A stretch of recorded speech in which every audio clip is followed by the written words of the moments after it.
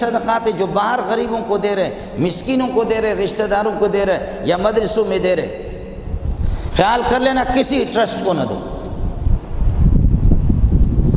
یہ ٹرسٹ والے بعض تو ان میں سے رافضیہ کے ٹرسٹ ہیں، اور وہ یہ ہے کہ 10 کروڑ اگر مسلمانوں کے پیسے لے لیا، 1 کروڑ ادھر لگایا، 9 کروڑ نے رافضیت کی اشاعت اور ترویج کے لیے۔ قادیانیوں کی بھی ٹرسٹ ہمارے یہاں شروع ہو گئے۔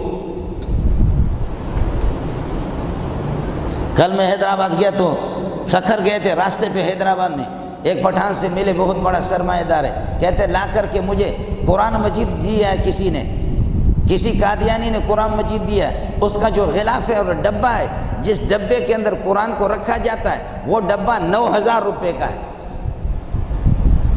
میں نے کہا وہ قرآن مجھے دے دے، کہتے وہ تو کوئی اور مولوی لے گا۔ میں نے کہا میرے لیے تلاش کر لے، یہ دیکھوں کہ اس میں تعریف کتنا کرتا ہے۔ اس طرح ہمارے گھروں میں اعلان بھی آتا ہے، محلے کے اندر اعلان ہوتا ہے، اگر آپ کے پاس قرآن مجید بوسیدہ ہوں، اس کے اوراق بوسیدہ ہوں، وہ شہید ہوں تو وہ قرآن ہمارے حوالے کرو اور نئے قرآن ہم سے لے لو۔ خیال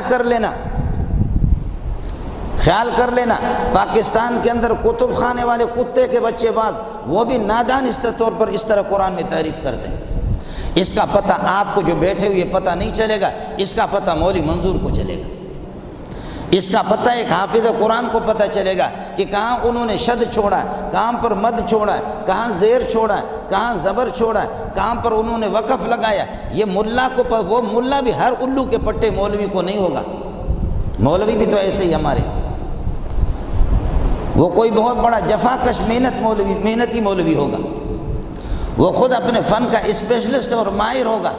اس طرح یہ خنزیر، یہ قادیانی اور یہ رافضی اس طرح کر رہے ہیں۔ اس کو میں نے کہا یہ قرآن مجید لا کر کے مجھے دکھا دو، پھر میں آپ کو تعریفات بتا دوں گا۔